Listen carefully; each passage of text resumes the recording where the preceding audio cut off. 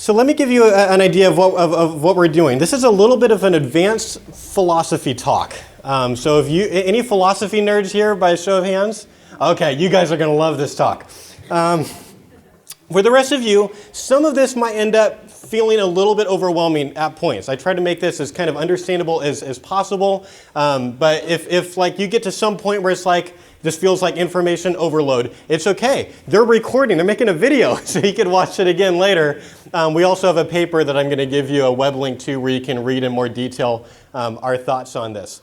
I think a common pro-life mistake, something that we do accidentally often, is to assume that all pro-choice arguments are stupid.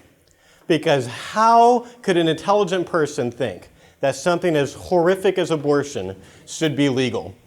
But my view is that there are some pro-choice arguments that are more philosophical, that are more intelligent, and we want to be able to respond to them well.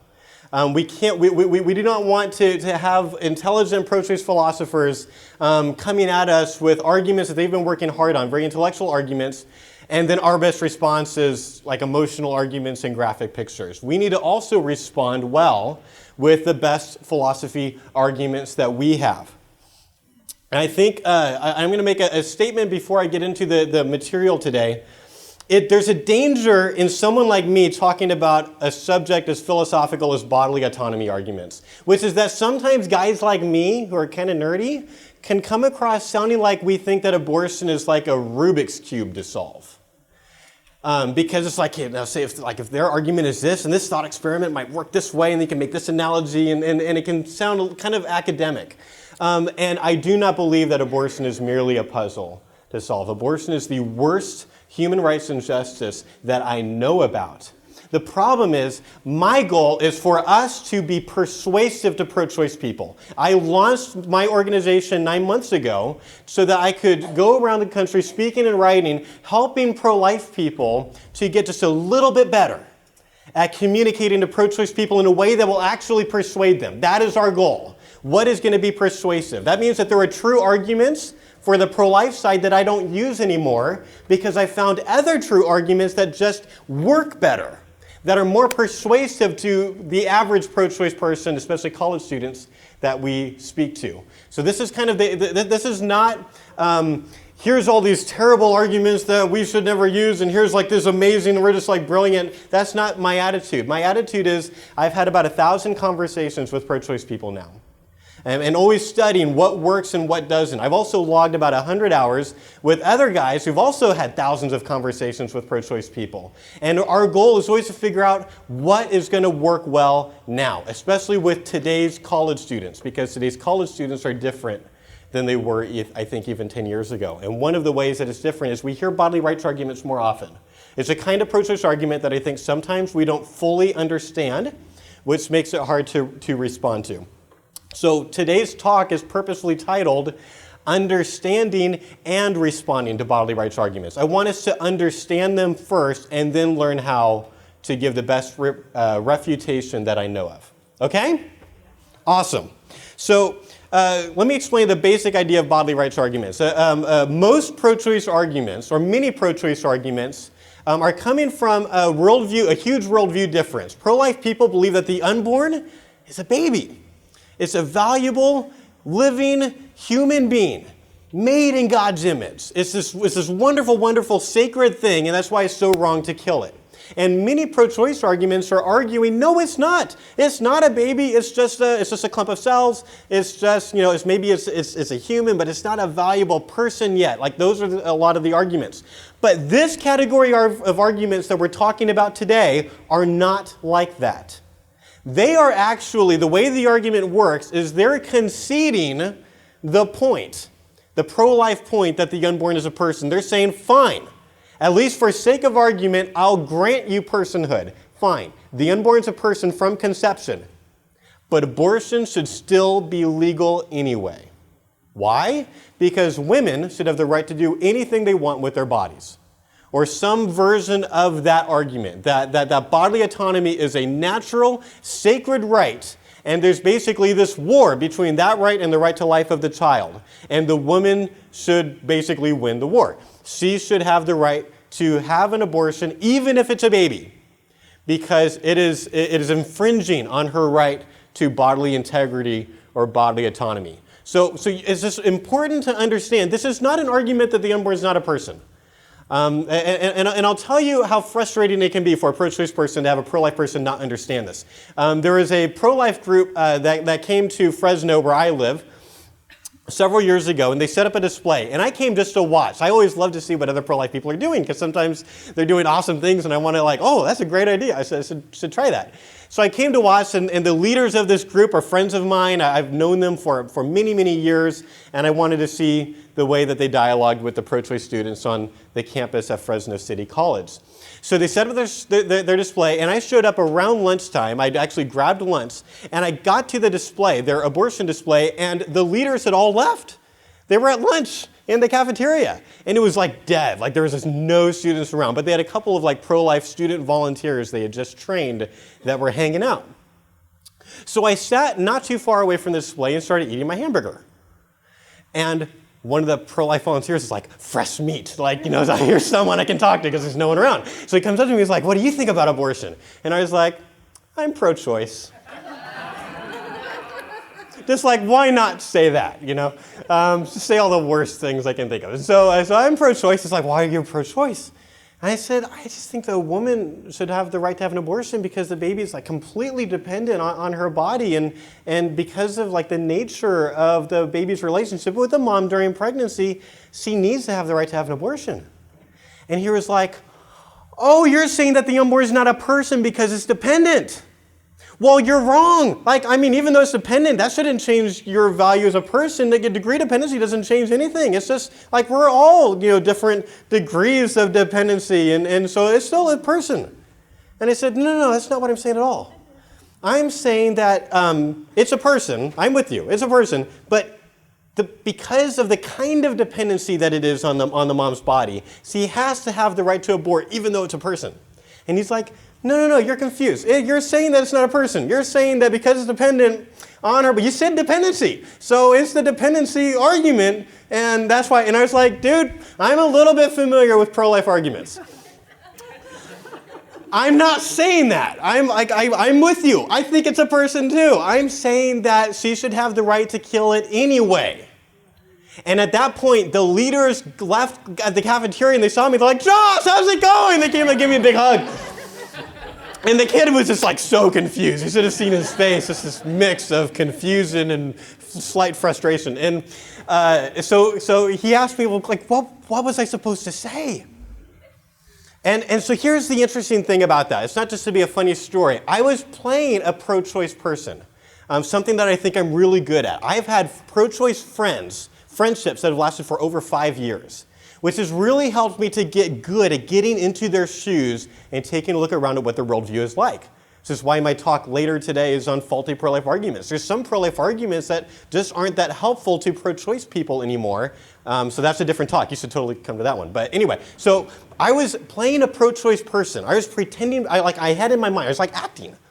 And even though I was acting, I was getting so frustrated with this kid who hadn't been trained well enough to respond to this. It wasn't his fault. But I was getting really frustrated. I was having this emotional reaction to being straw-manned. Do you know what straw-man means? That's where you're attacking not their argument, but a stupider version of it. So you build up this man of straw and attack it. It's way easier to attack. That is so obnoxious. And pro-life and pro-choice people do that to each other sometimes. And I am on an anti-strawman crusade. Let's just really be careful. Let's ask lots of clarification questions so we can avoid strawmanning them. I want to respond to the best argument that they give. I might even help them give a better argument before I respond to it. And pro-life people are like, why would you give them more ammo? Because I've seen the best ammo they've got, and I'm not worried about it. I want them to change their mind. So I'm going to treat them with the dignity of helping make their case for them. I've been thinking about this for 12 years. It's not a fair debate. I've got more vocabulary than they do on this. So I'm going to help them make their case for them and then graciously show them why that case doesn't work.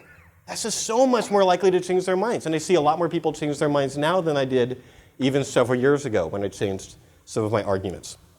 The point is, they're not arguing it's not a person. They might not think it's a person, by the way. There might be two things going on. I think this is usually true. It's like they've got dual arguments going on. They don't think it's a person. Very few pro-choice people think the unborn is a valuable human being. That's the same kind of thing as you and I.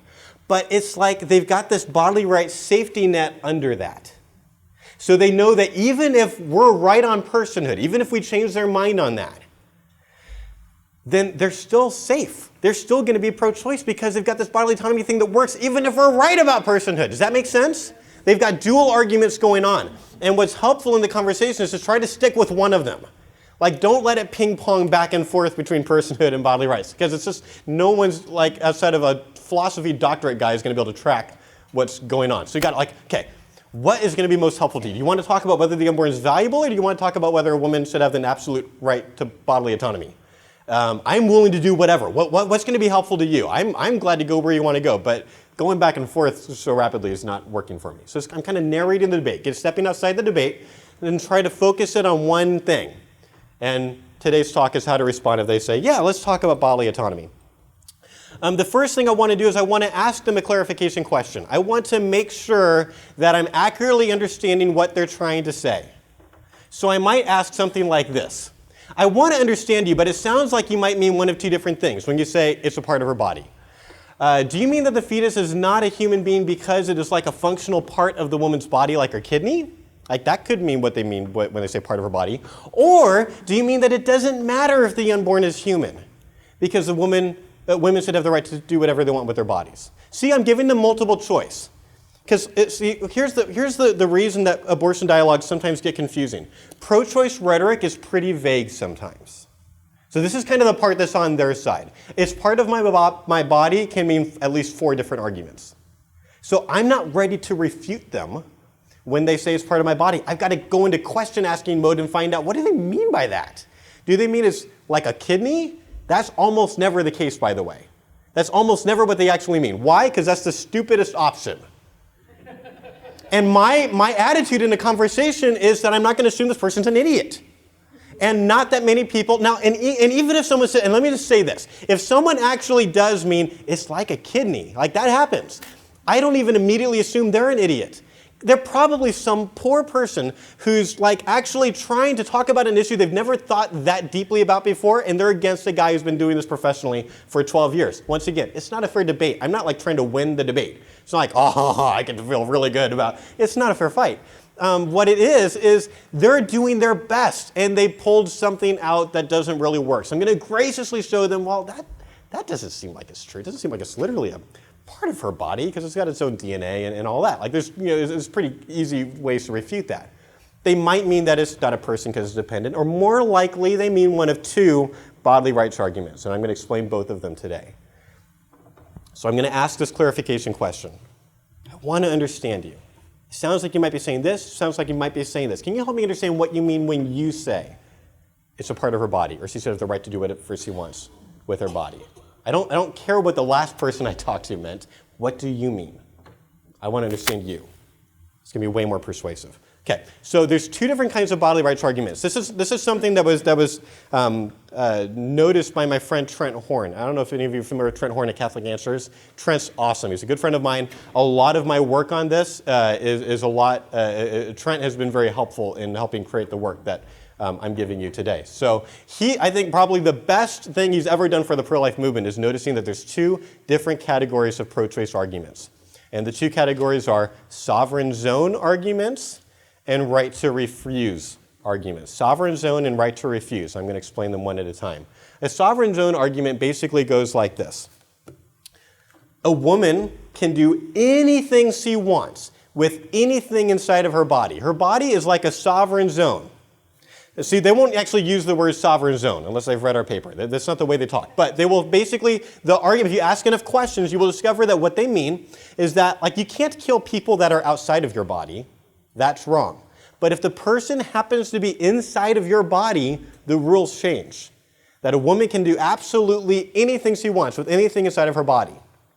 This argument is making a very strong claim, which is why it's actually a pretty weak argument. Of the 2 options, this is the worst option for the pro-choice person. This isn't a very good argument. Because it's obviously false. There are obviously some things you cannot do with your body. And so what we try to do is try to offer a few counterintuitive conclusions that come from that view. We want to okay, let's say you're right. Let's say that a woman can do anything she wants with anything inside of her body. Like, what would that world look like if you're right? And so here, I'll just show you 3 of the different things that sometimes we'll point out. And usually these 3 things are sufficient. Well, first we'll point out that if the sovereign zone argument is true, then there should be no restrictions on abortion at all. That's not what most pro-choice people think, by the way. Most pro-choice people think that late-term abortions are wrong. Some of them even think it should be illegal. Most pro-choice people think that sex selection abortions are wrong, like where we abort girls because they're girls. That happens. Most pro-choice people, if you ask them, you can find common ground. Like, yeah, we can agree that's definitely wrong, which is helpful kind of fuel so you can then talk about the things that you disagree with. It's a really good common ground. But if the sovereign zone view is what we're working with, you can't ban sex selection abortions. You can't ban late-term abortions, even if it makes you feel uncomfortable. Even if you wouldn't have a late-term abortion, you can't say that no one should be allowed, because it's in her body. As long, basically the working thing here is if it's in her body, she can do whatever she wants. Which means if it's inside of her body and it's 9 months old, she can kill it. Even though most people are like, well, I would never do that. Yeah, but do you think we should stop other people from doing that? If they do, now they have a contradiction. They've got now conflicting views that they need to figure out which one they really believe. I'm trying to give them reasons to think that maybe their real view is not the right one. Maybe it's a little bit off. And I'm trying to show them that by showing them why their view doesn't work. Does that make sense? Second thing I'm going to bring up is thalidomide. And I owe this example to Dr. Rich Papard at Life Training Institute, a good friend of mine, who I believe is the first one to help pro-life people to use the history of thalidomide as a pro-life argument. Thalidomide is a drug that is used for many things. It's an anti-cancer drug and some different things. But there's a tragic part of medical history where in the late 50s, we gave thalidomide for several years to pregnant women because we thought that it was the best treatment for nausea. So if a woman had severe morning sickness, we would give her thalidomide because we thought it had less side effects than the other things that were already on the shelf for that. Tragically, what we didn't know, what the medical community didn't understand, this mainly happened in Germany, what they didn't understand was that there's a cause and effect relationship between a pregnant woman taking thalidomide and the baby being born with severe birth defects. There'd be babies being born without arms and or legs. Sometimes there'd be other developmental problems. 50% of babies whose moms took thalidomide didn't even survive. The 50% who did had severe birth defects. And I'm going to show you why this is a powerful argument in a second, but my view is that we need to be really careful in the way that we talk about thalidomide, because this really happened. There is something like 10,000 babies who, over about a 5-year period, before the medical community realized what was happening and pulled it from the shelf for pregnant people, where babies were being born with severe birth defects. Some of them are still alive. There's actually a documentary on Netflix you can watch. You might not like it. It's an interesting thing. It's called Nobody's Perfect, which is a pun. And it's about these, I think they're like 60, 70-year-old, they're still called thalidomide babies, trying to finally take ownership of their bodies. But they do that in a weird way. They're making a nude calendar. But that's their way of saying, I am finally accepting my body. And I don't think it's gratuitous or graphic or anything like that, but it's actually, but it helped, watching that documentary helped humanize them for me, which is why now, before I tell you how I use the argument, I'm actually going to show you a picture of a baby who was born whose mom took thalidomide. Because I want us to be very, very cautious in the way we talk about this. This is not a weapon. Like, there are some pro-life people, I'm sure none of you, but there's some people that are like, they want just like the coolest, most persuasive arguments. Like, I can't wait for someone to bring this up. I don't want that to be our attitude. So this is a very disturbing picture because it's very, very sad what happened to this little boy. But for a few seconds, I want us to kind of give respect to the issue that we're about to talk about, okay? So I'm going to go ahead and put that picture up now.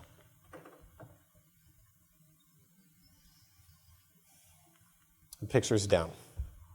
Okay. I'm going to ask a pro-choice person who's making a sovereign zone argument whether they think a pregnant woman should be allowed to take thalidomide. Now, of course, they're going to say, yeah, well, you can't, like, well, usually we actually have to explain what thalidomide is. They're like, what's thalidomide? And so then I'll give them the backstory, just basically what I told you. I don't have to go into a ton of details. They can look it up. But I'm going to explain, here's what it was. Do you think a woman should be allowed to, and this will be like, well, she can't. It's illegal. Okay, what if she could? Let's do a thought experiment. Let's just imagine a woman is really pregnant, her husband's a doctor, and she manipulates him because, you know, the whole women, you know, men are the heads, but women are the neck. She gets her husband, the doctor, to get a hold of some thalidomide so she can take it. It's from the Greek wedding movie. What was it called? Because I've seen like all these confused looks. You're like not getting the references. Thank you, Big Fat Greek Wedding. So if you haven't seen that, then that joke's going to make no sense to you whatsoever. It's okay. So she gets her husband, she manipulates him to get her thalidomide. She knows what it will do, but her morning sickness is so bad. She's bedridden, she's throwing up all the time. She's got an IV. I have a friend who's in this situation right now, who's very pregnant and very ill. She has to have an IV to get enough fluids in. So she takes thalidomide knowing that it's going to cause birth defects, and her child is born without arms. I'm asking the pro-choice person, should she be allowed to do that? And you know what's interesting? A lot of them say no. They say, no, she shouldn't be allowed to do that. And I'm asking, why? Like, let's just, as a group, just in here, let's just think about that for a minute. Let's try to get into a pro-choice person's shoes. Why do you think a pro-choice person would be uncomfortable with a pregnant woman taking thalidomide? Probably because they don't like the idea of this child suffering. They don't want the child to be born and to go through the pain and the emotional, all the stuff that thalidomide babies went through. But then I'm going to ask a couple of questions. And I'm not going to ask them in a mean, pointed way. I'm just going to, please help me understand your view. Here's my problem. Why should a mother have the right to dismember a child, but not the right to deform him? Why can she deprive him of life completely, but she can't hurt his quality of life by causing him to be disabled? Why can she take away all of her child's future experiences, but not take away some of them, like running? Yes? Yeah. Yeah, that's my view. Is that it seems like I'm getting to a truth here, that maybe there's something wrong with dismembering babies in the womb, but I'm getting there in a way that they're not expecting. Here's what we think a lot of times is going on. Pro-choice people that we talk to a lot of times have built up a wall, maybe over years, of basically hardening their hearts against the pro-life position. So this is why some pro-choice people are not even persuaded when they see a graphic picture of abortion. It's like they've built up this wall and it's just bouncing off. I'm getting around the wall. They have not spent 2 years hardening their hearts against thalidomide. They haven't thought about it before. So my way is try to get around the wall and ask them questions that will help them to reconsider their view. Now, sometimes we'll talk to someone who doesn't change their mind based on this. They're like, they'll basically bite the bullet. Yeah, I think she can take thalidomide. I've got one other thing that I'll try that will work very often, which is I'm going to tweak the thought experiment. I'm going to ask, could a woman take thalidomide to intentionally deform her child? Right, because in the first example, she was doing it to cure her morning sickness. So what if she's a really bad person who does it for the sick reason of wanting her child to be deformed? Now, I've usually got to tell a story to help them understand how that could even happen. So I'm very clear. This is not what I think pro-choice women are like. Right? I'm not saying this happens. This has probably never happened. But let's just imagine. We're doing philosophy now. We're doing thought experiments. What if the woman from the first example has her baby? Her baby's born without arms. And her community comes around her. They don't know why her baby was born without arms. And so they just come around and you're just such a heroic mom. Give her all, make her feel really good about being a mom. And then she gets pregnant a second time. And she doesn't have any morning sickness this time, for whatever reason. My wife's, we've had, four pregnancies and we have 3 children. And I know, different pregnancies have had different experiences for my wife. Her second pregnancy, no morning sickness. But she thinks first of all, I like having people think I'm such a heroic mom. And secondly, it's not fair for the firstborn who's deformed for the second baby to born perfect. So she gets her husband again to get her thalidomide so she can take it to intentionally deform her child. Once again, thought experiment. This has never happened. But I'm asking the pro-choice person, would that be wrong? If he said she can take it to cure morning sickness, can she take it to intentionally deform the child? This is the point many people do an about face. No, she can't do that. I agree with you. There's a few other directions that we can take. I'm not going to, I'll tell you a quick story about this. A friend of mine named Paul used this argument on a college campus not too long ago. And the pro-choice person he was talking to had the most hilarious response to this. He said, there was this pause. And then he said, "That is an argument slayer." I have no argument. It was awesome. Okay, so we've got a couple directions, like if the person bites even that bullet, we've got a couple different things that we can do. I'm not going to say them today, but if you want to check out a paper that my brother Tim wrote, my brother Tim, I believe, and this is a strong statement, I believe my brother Tim is the best philosopher that works full-time in the pro-life movement. He has a philosophy degree from Biola, also an honor degree from Biola, and he does amazing work. He's written a really helpful paper at timothybrahm.com/SZ for Sovereign Zone, where he goes into more detail on even more counterintuitive illustrations. But I've given you enough, I think. These are usually all I need if I need to refute the Sovereign Zone position. Now let's talk about the harder one, the right to refuse argument. This is a better argument for the pro-choice person to make because it doesn't make such a strong claim. Judith Service Thompson was the first one to come up with this argument in 1971. Basically, where she was coming from was she saw all these people basically making sovereign zone arguments. And she thought of them as kind of like a crude attempt at a bodily autonomy argument, but not one that was very effective. So she came up with a refined, better version. She wrote a very famous paper called A Defense of Abortion, and this is where the violinist thought experiment comes from, which I'll explain in a minute. But basically the argument goes like this. Okay, you can't do anything you want with anything inside your body. That's too extreme. You can't do anything. But one thing you should be able to do is have the right to refuse to have another person use your body as life support.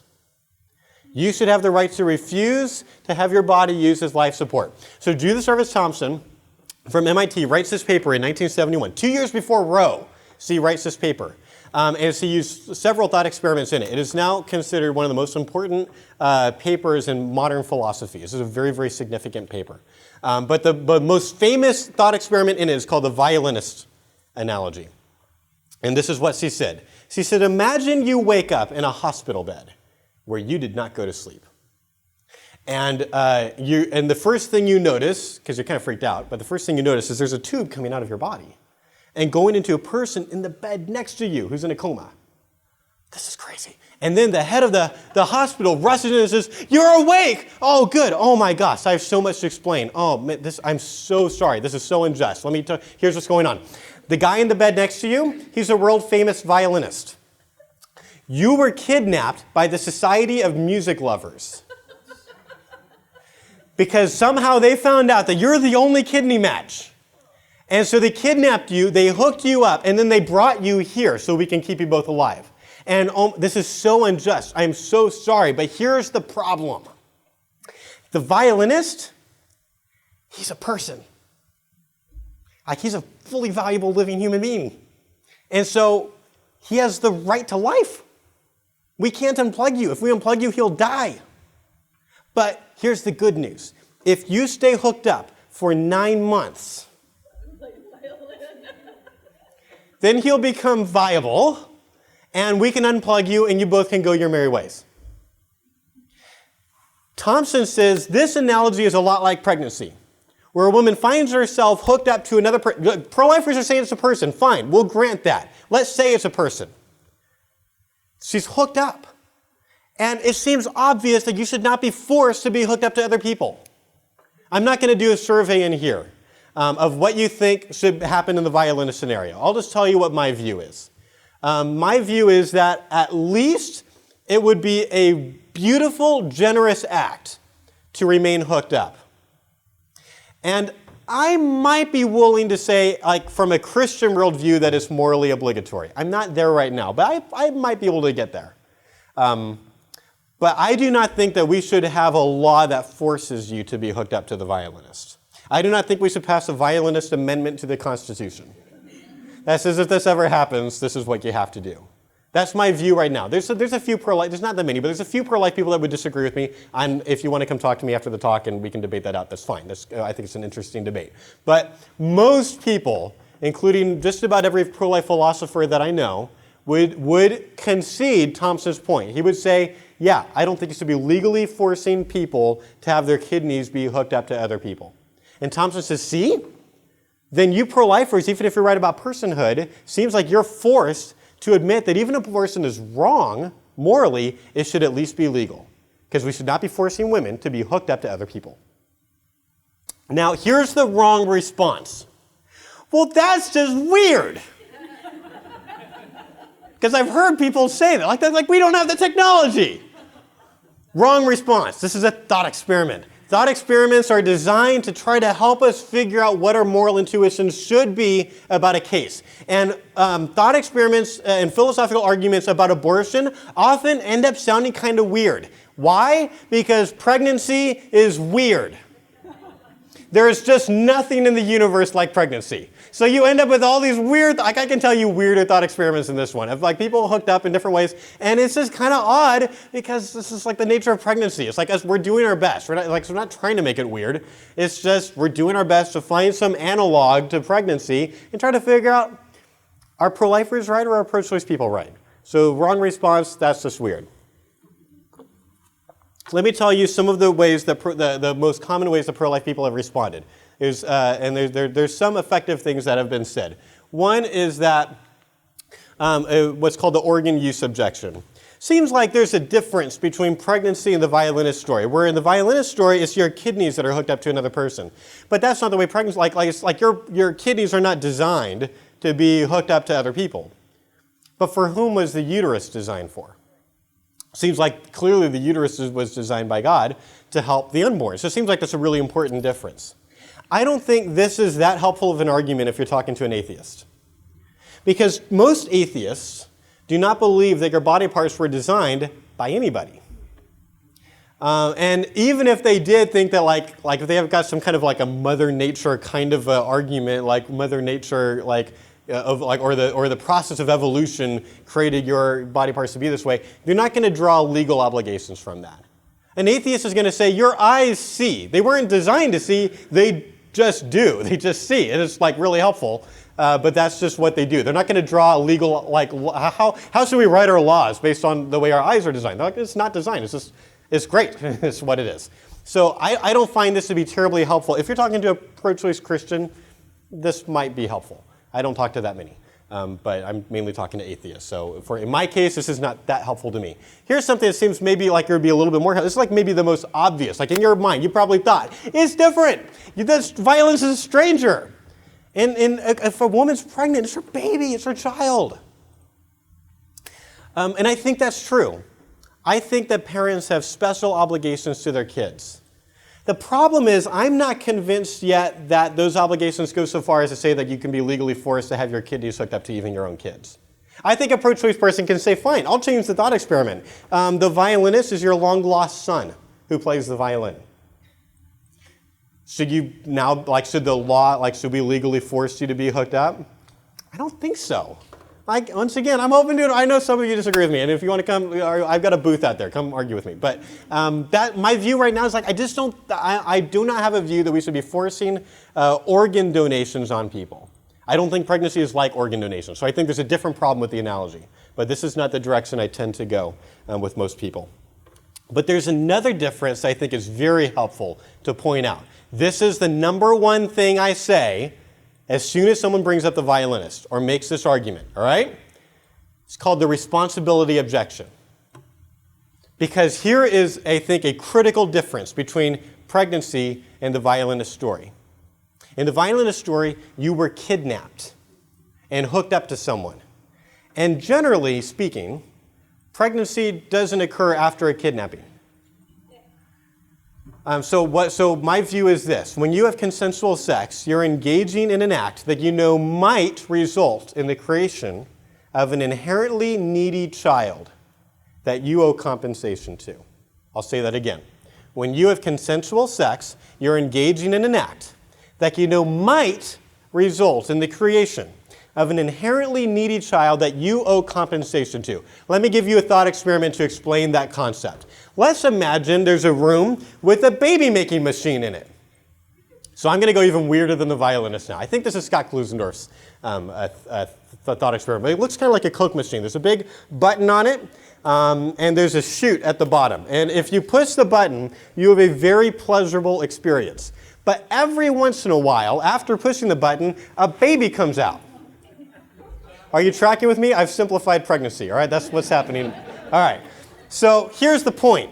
Imagine a guy walks up to the baby-making machine, and he does not have our worldview that children are a blessing. He does not want a quiver full. He just wants the pleasurable experience. So he kind of rolls the dice from his worldview. He pushes the button. He has this pleasurable experience. But a baby does come out. Isn't it obvious that at this point he cannot just walk away and leave the baby to starve to death? And clearly he can't actively kill it. He can't bash its brains in, right? Why? Because he engaged in an act that he knew might result in the creation of an inherently needy child that he owes compensation to, which means he either needs to care for the child or offer that child to someone else, transfer the care to someone else, like adoption. He's got to do one of those two things. You can't just kill it. You push the button. Michael Tooley is one of I believe, the smartest pro-choice philosophers who exists. He's been writing articles on abortion since the 70s. He's a very, very clever person. But he does not make bodily rights arguments because he thinks that the argument I just told you crushes the violinist argument. So he makes a very complex personate argument instead. He's like, I'm not going to use the violinist. You got the responsibility thing. But before you claim victory, before you get too excited, are there any instances of pregnancy where the responsibility objection would not apply? Could someone get me a refill? That would be awesome. Thank you. I'm so thirsty. So I'm at Fresno State University. Several years ago, I'm talking to a guy named Michael. We had a really good conversation, and we ended up talking about bodily rights. And so he brought up the violinist story. And you know what was really hilarious about that day? It was really strange. He responsibility objectioned himself. I didn't even have to do it. He was like, oh, wait a minute. That wouldn't work if she consented to the sex. This is I'm just watching the show now. All right, what would you say to you? So I said, so he's like, well, I don't know. So I said, yeah, what would you say? And it's I don't know. So I said, well, are there any cases of pregnancy where that wouldn't work? He's like, rape. He immediately knew it. And I said, all right, so what would you say then? And he's like, I don't know. You're the pro-lifer. So I said, well, I've been thinking about this issue a lot lately. And what I meant by that is I had spent 2 years working with a group of philosophers, including Trent Horn, trying to solve this problem. Because when you combine the right to refuse argument with the issue of rape, you now have a very, very, what I believe is the most powerful pro-choice argument. Because the responsibility objection no longer works. And I think the responsibility objection is the best thing we have. If you want to go to the parent versus stranger thing, now you're in the uncomfortable position of trying to argue that a rape survivor is a parent, which I believe C is, but that's a very difficult thing to argue for on a college campus. And I don't think the organ use objection works anyway. And so what do? We basically felt like there's a gap. We need another argument to directly respond to this. What is the best argument they can make? We need to create something because we didn't believe that anything existed. So we spent 2 years working on it. And we had all these different thought experiments we tried. Some of them were really, really weird, and you're never going to know what they are. They're really odd. But we ended up, and we would work together, and then we'd go on campus and try it with people, and then we come back together and talk about what works and what doesn't, and we keep on trying until we decided on this one. And I'll tell you, I actually don't think the work is done on this. But I think what we have come up with is the best we have so far. So I'm going to tell you what the best is we have so far, all right? Here's what I told Michael. I said, Michael, I've been thinking about this for the last couple of years with some guys. I want to give you a thought experiment. Can I take a minute and I want to tell you a story, and then I want to ask you some questions about the story, all right? And he's like, all right. Okay, so I've now brokered a deal. This is not a sound bite. I need a minute, with a pro-choice person to at least get out the first version of the story. So I brokered a deal. He knows he's expecting a story and some questions.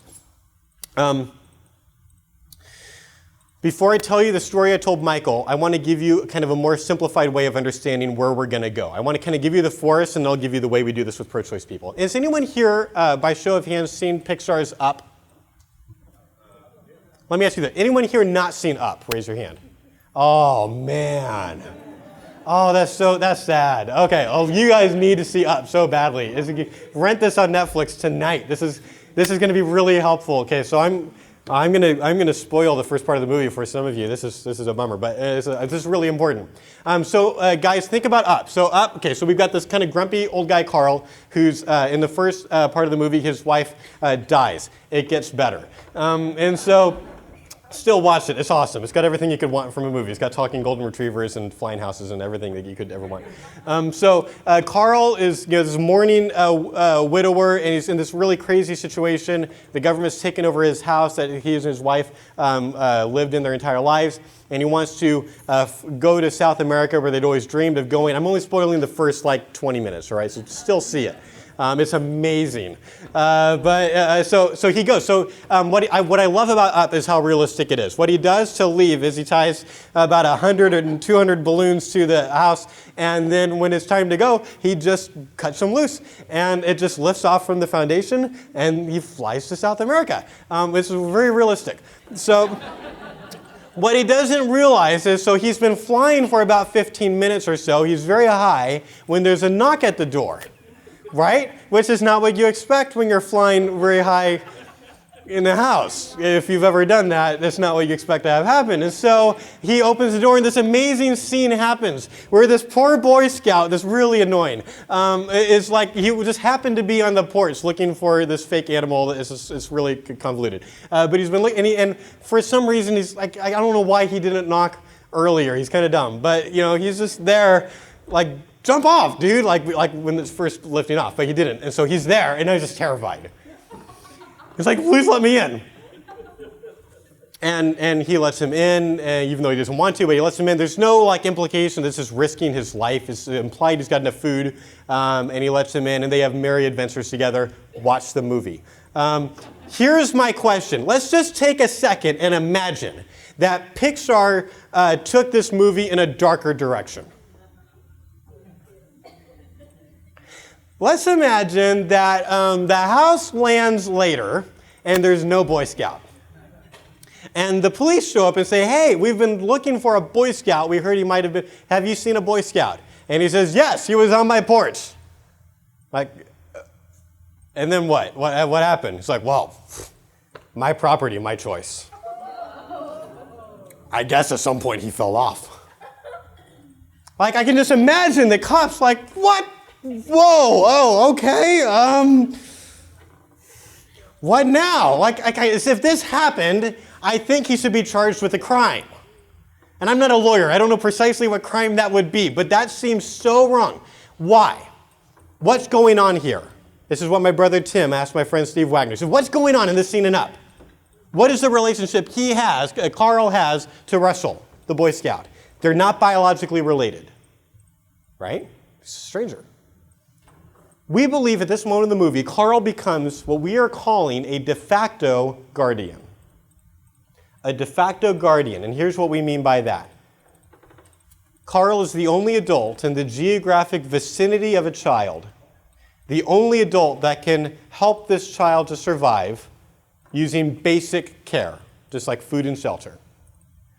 He's the only adult in the geographic vicinity of a child, he's the only adult that can provide life-saving care to a child through basic means, food and shelter.